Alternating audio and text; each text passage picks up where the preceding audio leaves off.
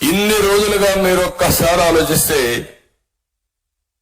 5 సంవత్సరాల్లో ఒక్కసారి ముఖ్యమంత్రి గంజాయి పైన గాని డ్రగ్స్ పైన గాని సమీక్ష చేసిన దాఖలాలు లేవు. ఆ రోజు చాలా స్పష్టంగా చెప్పాం.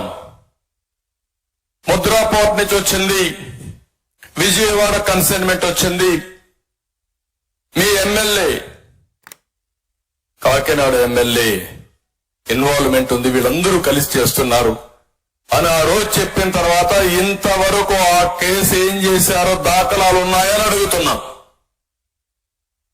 ఇది జవాబుదారీతనం ఉండాల్సిన అవసరం ఉందా లేదని అడుగుతున్నా ఈ ముఖ్యమంత్రిని. సమాధానం చెప్పమంటున్నాం. నిన్న ఏదైతే విశాఖపట్నంలో జరిగితే మీరు ఆ ఫోటో చూస్తే వాళ్ళ పార్టీ వ్యక్తి ఫోటో ఏంటి, అతను చూస్తే వాళ్ళ పార్టీ వ్యక్తి అయితే మనం చెప్తే ఇమ్మీడియట్ గా మన మీద మళ్ళా ఆరోపణ. అంటే ఎంత దుర్మార్గం అంటే ఆ ఫోటో మీరు చూడండి. కోనం వీరభద్రరావు, కోనం కృష్ణకుమారి, భోగి సంక్రాంతి కనుమ శుభాకాంక్షలు. ఎవరు ఫోటో పెట్టారు? రాజశేఖర రెడ్డి ఫోటో, జగన్మోహన్ రెడ్డి ఫోటో, ఈ పక్క వాళ్ళందరి నాయకుల ఫోటోలు. ఇవన్నీ పెట్టి మొత్తం మీరు ఒకసారి చూస్తే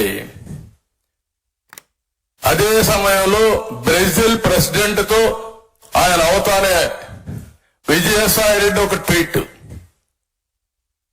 వీళ్ళు ఎక్కడికి వచ్చారో నాకైతే అర్థం కావడం లేదు. ఇప్పుడు కంటైన్మెంట్ ఎక్కడి నుంచి స్టార్ట్ అయ్యింది? బ్రెజిల్ నుంచి స్టార్ట్ అయ్యింది. బ్రెజిల్ నుంచి స్టార్ట్ అయ్యింది. వైఎస్ఆర్ కాంగ్రెస్ నాయకుడు ఈ స్టేట్మెంట్ చూడండి. క్లియర్ గా congratulations to Luiz Inacio Lula da Silva being elected as the new president of Brazil, hoping that the new government will strengthen democracy in the country and put an end to years of decisive administration.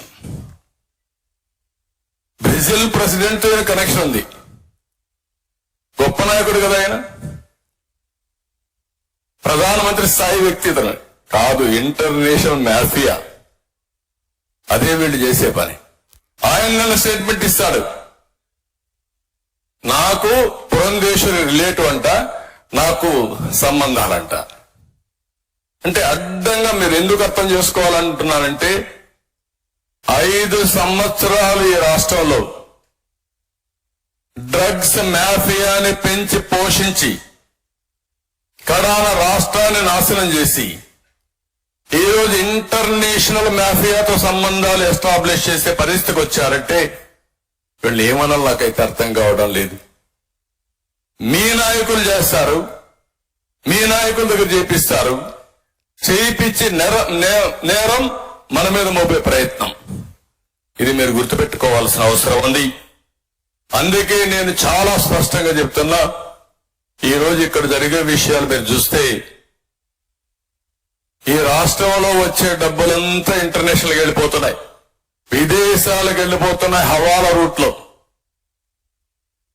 ఇవి గాని ఈ రోజా రేపా ఎల్లుండా మనకు తెలియదు.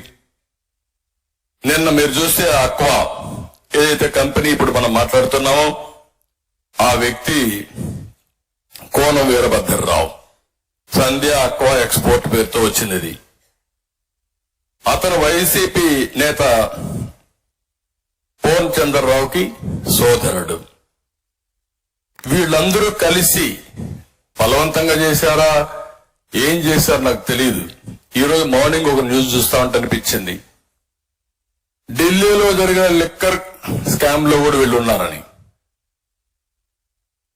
అది వాస్తవాలు లేదా CBI తేల్చాలి.